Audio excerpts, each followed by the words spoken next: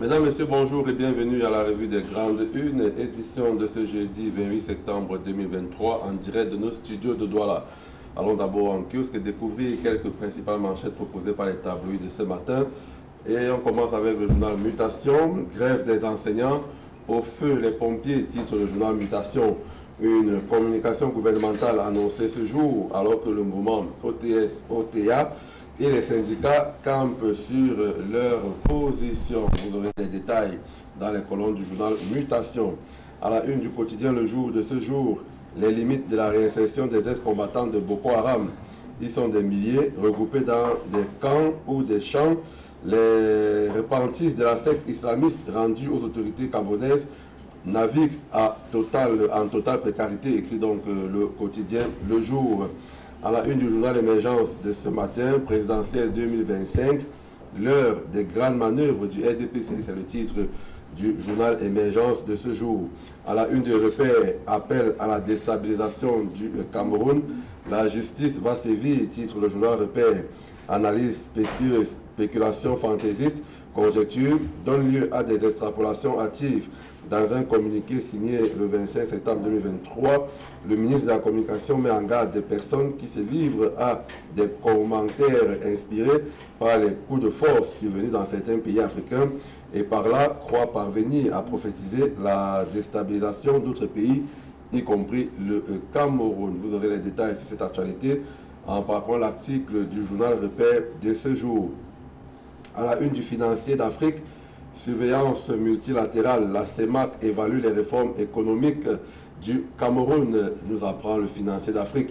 Du 27 septembre au 6 octobre 2023, une mission de la commission de la CEMAC échange avec les responsables des administrations publiques et privées sur la conduite de la politique budgétaire de l'État et la mise en œuvre des réformes structurelles engagées dans le cadre du programme économique et financier conclu avec le FMI.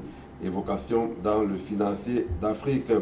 À la une du quotidien Éco-Santé, éradication du paludisme, l'urgence d'un changement de comportement s'impose.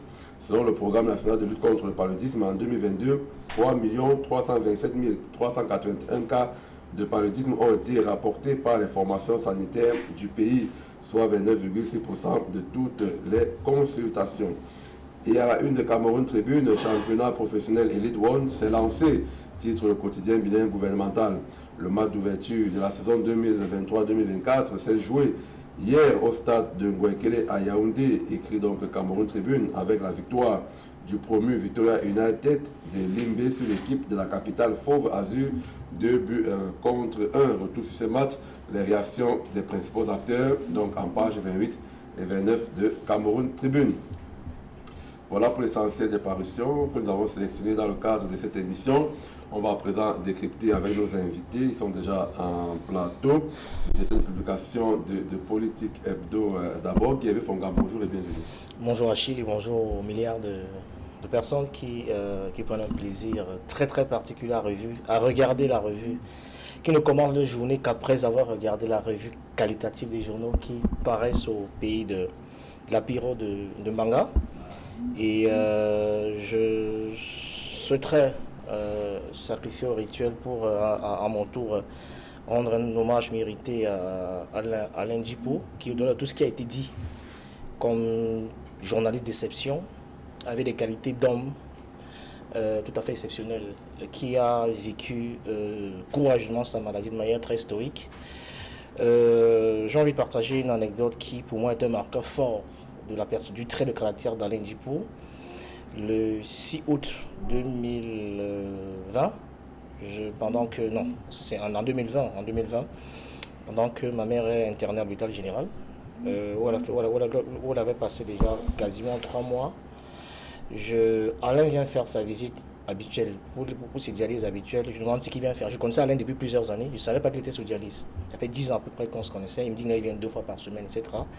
Il me demande pourquoi je suis là. Je dis non, ok, j'ai ma mère qui est internée. Il dit ok, je finis, je vais la voir. Donc Alain, chaque fois qu'il venait à l'hôpital général pour ses dialyses, avant que ma mère décède le 6 août 2020, Alain, même quand je n'étais pas là, il allait lui rendre visite, même sans moi. Et pour lui-même qui était très malade, et il a fait plusieurs fois. Et c'est quelqu'un qui, au-delà d'être un journaliste de qualité, avec des qualités humaines qu'on ne retrouve pas chez beaucoup de personnes. Je souhaiterais que sa famille nucléaire et sa famille très proche professionnelle acceptent de recevoir la goutte de compassion de The Politics Hebdo dans cet océan de douleur qu'il traverse durement et douloureusement en ce moment. Merci Guy Fongan pour cet hommage rendu à feu Alain Dipou. Et on est en face de vous, Didier Dengue. Bonjour Didier, bienvenue. Merci Achikamga, bonjour Guy. Et je pense que les confrères ont presque tout dit en ce qui concerne les qualités professionnelles et humaines du grand frère Alain Dipou. Pour la Plume des Legs, c'est une grosse perte parce qu'il faisait partie de ces grands frères-là qui soutenaient le projet éditorial de la Plume des Legs depuis le lancement en avril 2018. Et on a beaucoup échangé. Et Alain, chaque fois qu'il organisait des réunions, puisqu'il était également le président de l'association des journalistes et communicateurs scientifiques du Cameroun pour la région du littoral, il exigeait que la Plume des Legs soit là. Et quand je voulais envoyer un reporter, il me disait non, la Plume des Legs, même si tu envoies un reporter, il faut que tu sois là. Et la dernière session, c'était à l'hôtel Prince de Galles, pour ne pas faire la pub. On parlait des droits de l'homme, la communication autour des droits de l'homme. Et Alain a exigé que je sois là une fois de plus. J'ai assisté à la réunion pendant 2 jours. Il m'a nommé même président de la commission, puisqu'on a formé des commissions. Il y avait la commission radio, télé, presse écrite, presse en ligne. Et moi, Alain a exigé que je sois le président de la presse écrite, de la commission presse écrite et presse en ligne. On a beaucoup échangé. C'était notre dernière rencontre. Donc, quand j'apprends samedi dernier, c'était samedi, que Alain est décédé, je me dis, un grand frère de plus qui s'en va comme ça, c'est très douloureux. Donc, je nous invite à être forts et que son âme repose en paix. Voilà, que l'âme de Alain repose donc en paix, lui qui nous a quitté samedi dernier. Allez, prenons donc le premier sujet pour en savoir davantage, tel que traité par la presse ce matin, ces mutations qui revient sur cette grève des enseignants et titre au feu. Les pompiers alors annoncent une communication gouvernementale pour ce jour, alors que le mouvement OTS-OTIA et les syndicats campent sur leur position. Pas de cours, pas de blouse, pas de craie. Guy Fongan, ils disent notamment ces enseignants et ces syndicalistes-là qu'ils ont entendu trop de discours. Des résolutions avaient été prises, mais on ne les applique pas. Même les instructions, les prescriptions du chef de l'État ne sont pas appliquées. Ils disent qu'ils ne sont plus, la place, l'heure n'est plus aux négociations, vous les comprenez? Oui, je crois qu'on peut comprendre la colère des enseignants qui estiment que ça commence à trop durer. Parce que nous savons tous qu'il y a des lignes budgétaires qu'on peut dégager pour apurer ces dettes, on ne comprend pas pourquoi est-ce que jusqu'à aujourd'hui, on fait la danse Bassia. Pour parler trivialement, on fait 2 pas, 1 pas devant, 3 pas en arrière. Je crois que les propositions ont été faites, elles sont suffisamment concrètes et on a l'impression au fil du temps que c'est une faveur que les enseignants demandent, comme c'est un don qu'on est en train de faire. Donc les enseignants demandent qu'on leur restitue leurs droits, ce qui leur revient légitimement et ça commence déjà à trop durer. Ils ont fait beaucoup de réunions. Le chef de l'État a même donné des directives, des engagements, sauf que comme on est malheureusement dans un environnement où on est dans un éternel recommencement, où on a parfois l'impression qu'on est dans un moment là où chacun fait ce qu'il veut. Et bien, il est question qu'on applique de manière concrète ce que les enseignants demandent, notamment il y a le statut de l'enseignant qui reste encore très flou. Il y a encore aujourd'hui une véritable ambiguïté sur même le process de l'apurement de la dette. Ce n'est pas clair pour la plupart des enseignants. Il y a des propositions concrètes qui ont été faites, c'est-à-dire que si l'État estime que dans les caisses, il n'y a pas d'argent tout de suite, il y a peut-être d'argent seulement pour boire les pétrus, mais pas pour payer les enseignants. On peut procéder par exemple à ce qu'ils ont appelé la titrisation de la dette, c'est-à-dire que l'État peut faire une espèce de bon que l'enseignant peut utiliser et aller dans n'importe quelle banque avoir l'argent. C'est-à-dire que c'est un engagement concret et tout de suite que l'État peut prendre. Si on estime qu'il n'y a pas de l'argent liquide pour apurer, eh bien, si quelqu'un qui, comme pour beaucoup que nous côtoyons au quotidien, qui ont fait près de 5-10 ans toujours en attente de rappel. On peut procéder ainsi, c'est-à-dire que peut-être 50% ou 70%, on vous fait un titre, une reconnaissance, une titrisation de la dette, vous allez dans une banque, et si vous avez des engagements que vous avez pris depuis pendant l'espoir que l'argent va arriver, et bien vous allez avec ça, vous commencez à percevoir, parce qu'une fois que la banque a ça, au moins la banque est certaine que c'est de l'argent qui va forcément arriver. Sauf que vous avez des engagements, vous avez des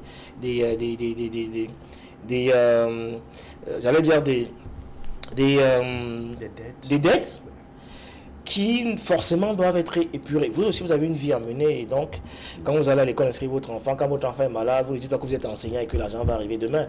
Et donc, il faut aussi mettre la main à la poche. Donc, il y a des mesures concrètes comme ça que les enseignants attendent, qui ne voient pas arriver, et en force de faire trop de réunions, autour de réunions, ils ont l'impression qu'on essaie de... Et puis, la cerise sur la bêtise, c'est que certains surréféraires du régime montent au créneau pour dire qu'il y en a parmi eux qui sont instrumentalisés par des partis politiques, ce qui est une autre insulte.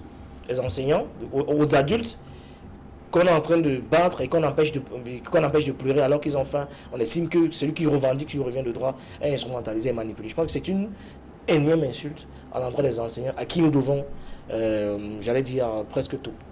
Didier Dengue, alors la maison éducation brûle véritablement au Cameroun, au feu, les pompiers, on attend quand même qu'on éteigne ces feux-là. Oui, on attend la solution miracle depuis le début du lancement de cette manifestation. On a trop supporté. Si aujourd'hui vous avez quelques syndicalistes qui font grève, qui revendiquent ce qui leur revient de droit, cela signifie que les autorités ont failli quelque part. Parce qu'en parcourant un journal ce matin en ligne, on parle de plusieurs centaines, plusieurs milliards qui ont été débloqués pour satisfaire les enseignants. Malheureusement, nous sommes en 2023 et la rentrée scolaire a débuté. Certains enfants n'ont pas droit ils n'ont pas droit à une éducation de qualité parce que les professeurs, les enseignants ne vont pas en classe. Et cela prouve qu'il y a des failles quelque part et que le gouvernement, puisque le journal Mutation annonce une communication gouvernementale, peut-être aujourd'hui ou alors dans les prochains jours, qu'est-ce que le gouvernement va dire à ces enseignants, à ceux-là qui réclament? Il suffit de se rapprocher de ces grévistes et de demander est-ce que vous n'avez pas perçu votre argent? Pourquoi vous n'avez pas perçu ce qui vous revient de droit? Et résoudre les problèmes. Parce que pour ma part, tenir des concertations, des communications gouvernementales pour essayer de communiquer sur des choses, alors qu'on a une situation sur le terrain. Vous avez des personnes, ces pères de famille, ces mères-là, qui ont des dettes, qui ont des factures à gérer, qui sont là et qui ne peuvent pas aller dispenser les coûts, le ventre vide. Donc, que de tenir des communications gouvernementales, que d'organiser des forums, des ateliers pour justifier l'injustifiable. Parce que la situation là, qu'est-ce qui se passe? Vous avez des personnes qui font grève, qui réclament un certain nombre de choses. Vous estimez que vous avez assez fait, vous avez débloqué les fonds, et que les fonds ont été redistribués, que c'est une sorte de chantage, mais essayez d'aller au fond et de dire concrètement et de prouver aux Camerounais que voilà l'argent qui a été débloqué. Et voici la liste des enseignants qui ont perçu les dus. Si ce n'est pas le cas, vous organisez les concertations, peut-être pour diviser le mouvement. Ce n'est pas une très bonne chose. Et j'encourage le gouvernement à aller au-delà des communications, au-delà du tapage médiatique. Cette communication qui est annoncée donc pour ce jour, on a vu donc à la une de Mutation ces personnalités du gouvernement impliquées justement dans cette affaire. Le ministre René Maes a dit, en charge de la communication, à sa droite Laurent Seyetou-Dingwa, qui est en charge de l'enseignement d'éducation de base, juste à côté le professeur Nalva Lyonga, des enseignements secondaires, et à côté c'est le ministre Joseph Lé de la fonction publique et de la réforme administrative. Ce sont des personnes clés, mais est-ce qu'elles ont encore les solutions Guy Fongam pour parvenir à la fin ou alors désamorcer la bombe? Vous savez, l'enfer est pavé de bonnes intentions, hein. Donc on aura beau réunir toute la crève administrative, gouvernementale, mais on n'aura pas trouver des solutions concrètes que les enseignants veulent. Ce n'est pas une succession de réunions que les enseignants veulent écouter. J'ai commencé par prendre l'exemple de la titrisation de la dette, que l'État, c'est un engagement clair et direct que l'État peut faire sans... On n'a pas besoin de réunir tous les enseignants pour leur dire ça. Bon, peut-être qu'aujourd'hui, ils vont dire ça à la sortie de ce communiqué que nous attendons tous. Et puis, il y a un autre problème crucial que les enseignants posent. Le fameux principe du suivi des dossiers. Vous savez qu'il y a une sorte de centralisation à Yaoundé qui fait que vous êtes enseignant à Tokombéré, vous êtes à Kolofata, vous êtes des fois obligé d'aller suivre votre dossier d'intégration. Donc c'est une torture qu'on inflige aux enseignants qui est inacceptable. Donc les rencontres comme celle-ci devraient être capables de reproduire, devraient aboutir à la dématérialisation du suivi de la procédure. C'est-à-dire qu'on n'est pas obligé d'être présent pour suivre son dossier. C'est toute cette tracasserie qui, à la limite, révolte un peu les enseignants et qu'on peut comprendre. Donc des mesures concrètes comme celle-là, faciles. Aujourd'hui, on parle de plus en plus de décentralisation qui est en cours d'implémentation. Mais comment se fait-il qu'on est encore en 2023, qu'on ne soit pas capable de dématérialiser le suivi des dossiers, que tout le monde soit obligé de venir à Yaoundé? Et vous voyez qu'il y a des petites mesures comme ça, concrètes, que les enseignants attendent.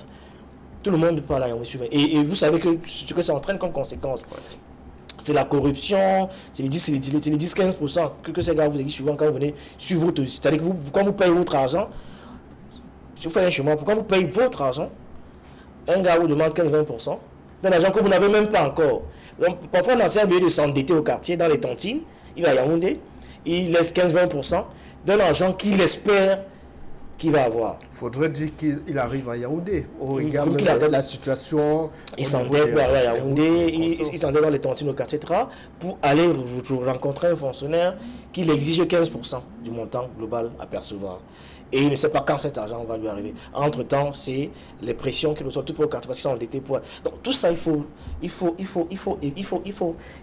supprimer toutes ces tracasseries administratives qui contribuent à martyriser l'enseignant. Et on a souvent dit ici que l'accumulation de frustration est le carburant de la révolte. Donc il faut limiter au maximum les poches de tension qu'on peut régler de manière intelligente avec des mesures concrètes que nous avons indiquées, que d'autres personnes ont indiquées ailleurs dans d'autres tribunes, pour que les enseignants prennent du plaisir à dispenser le savoir qu'ils ont délibérément choisi de faire.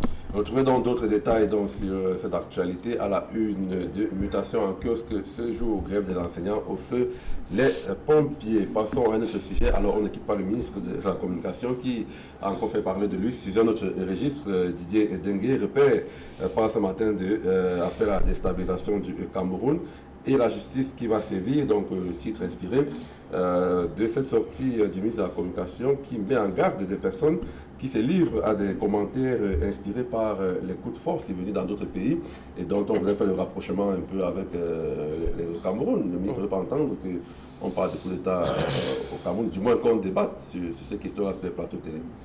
Oui, normalement, dans un pays qui se respecte, on ne parle pas d'un coup d'État, on ne parle pas d'une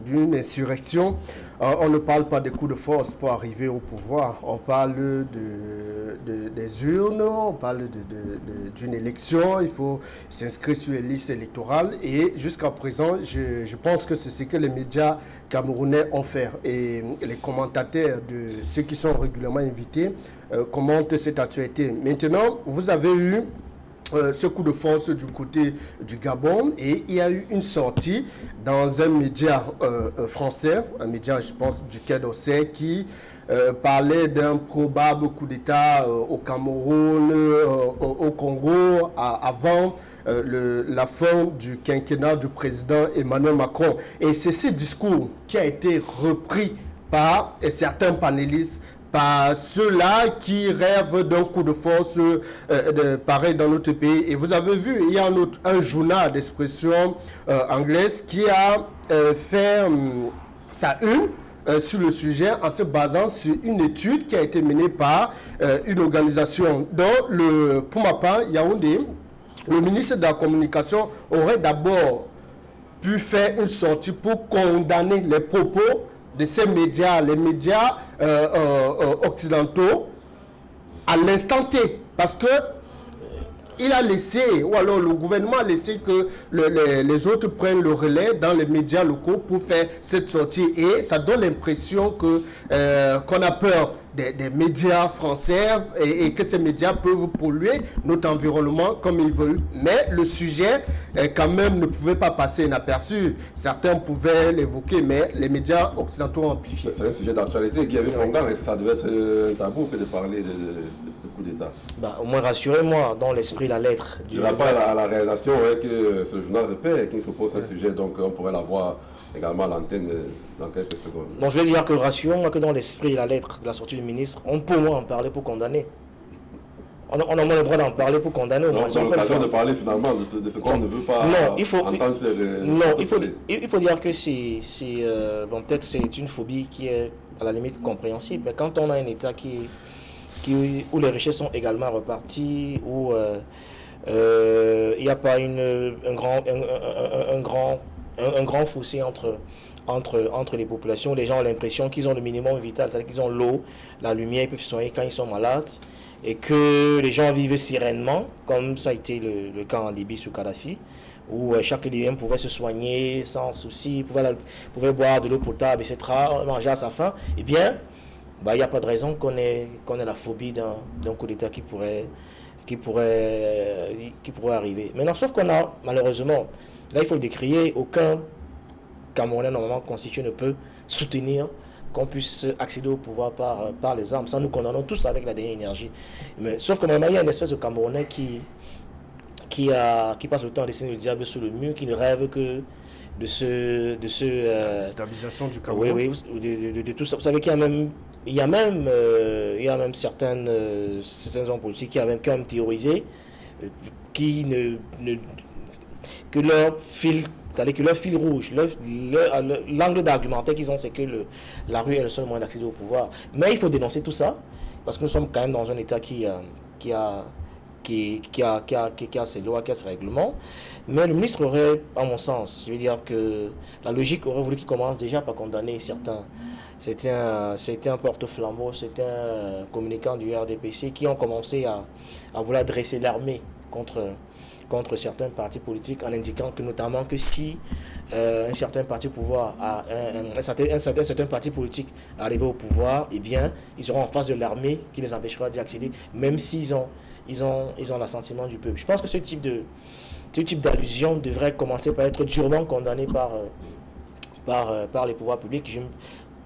Peut-être que ma mémoire me joue des tours, mais je ne me souviens pas avoir entendu une sortie publique du gouvernement qui déjà remet la balle au centre et recadre tous ces sorties de piste en indiquant qu'en fait il faut rester un État républicain et qu'on n'a pas appelé l'armée de se dresser contre un parti politique. Parce que même, contrairement à ce qu'on pense, même dans l'armée, il y a des militants de ces partis politiques-là. Donc, soyons prudents et mesurés quand on tient ce type de discours dans l'espace public.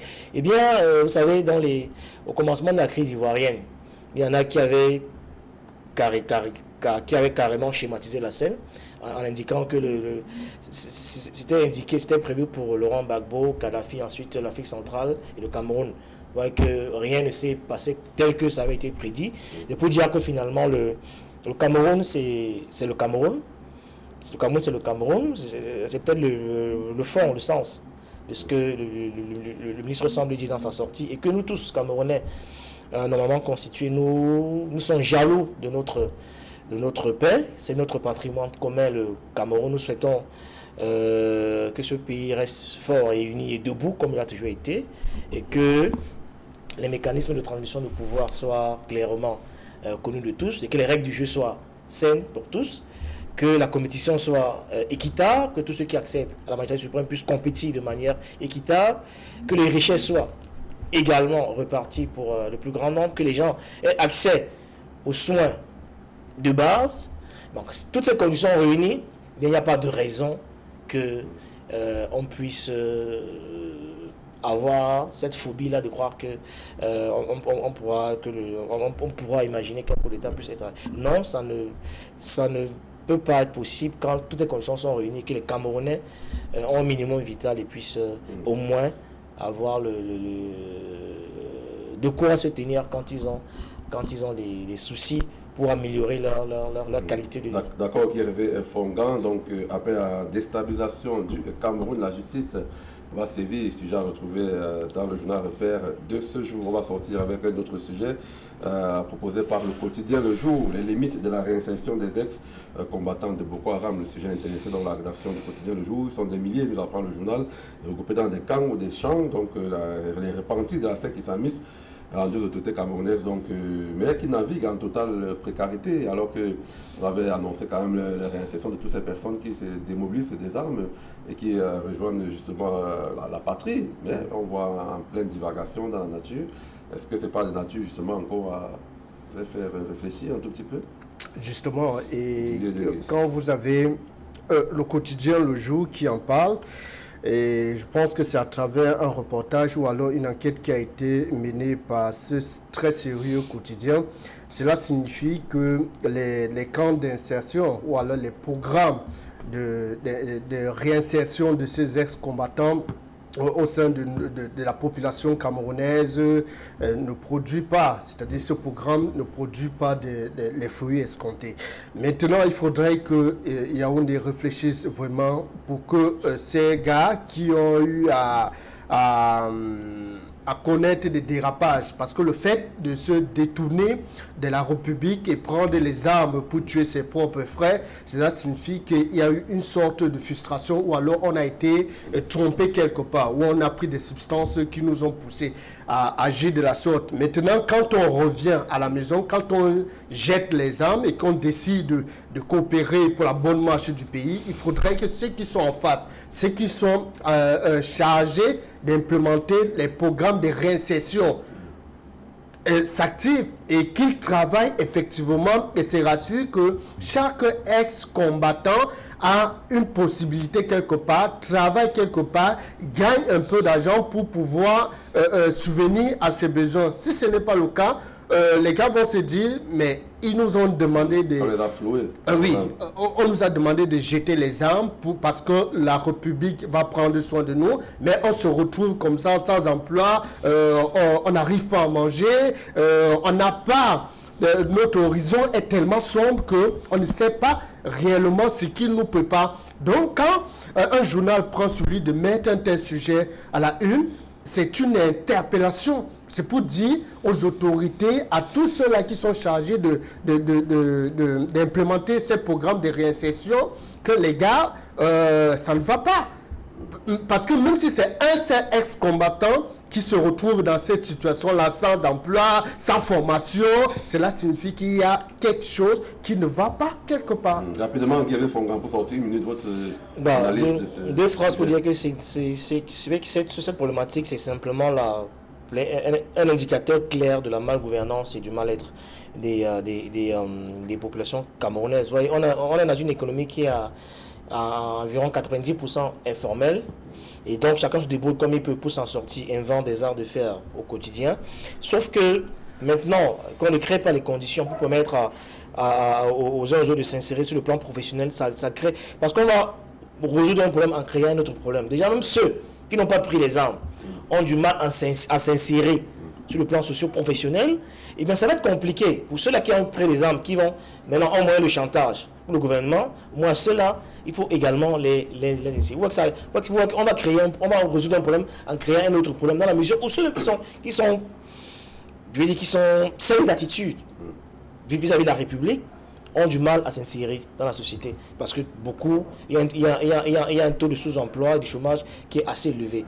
Alors s'il y a ceux-là, on est incapable de créer les conditions pour les intégrer dans le tissu économique et social, parce que l'État est plus ou moins préparé. Même ceux qui se jouent dans l'entreprise, qui sont engagés depuis quelques années dans l'entrepreneuriat comme nous, ce n'est pas évident. Au regard de la pression fiscale, eh bien, ça va être compliqué d'intégrer ceux-là qui ont pris les armes. Il faut suffisamment créer, il faut qu'on crée les conditions, j'allais dire sur le plan systémique, pour qu'on ait moins de grincement dedans que ceux qui ont moins un profil et un parcours, une expérience puissent s'insérer sans que la pression fiscale ne les empêche de se mouvoir dans le pays. Merci, c'est déjà terminé pour la revue des grandes unes. Merci Didier, merci Guy Hervé d'être venu décrypter l'actualité. Mesdames, Messieurs, merci de nous avoir suivis. Merci à nos équipes techniques en régie, Jonathan Babiola, Ledo Poné, Gabin Tissak, Derek Simzé, Innocent Abega et François Rodrigue du coup, mais à la réalisation. Rendez-vous demain pour la dernière édition de la semaine. Restez sur notre antenne. Juste après nous, c'est 10-12, le Zénith.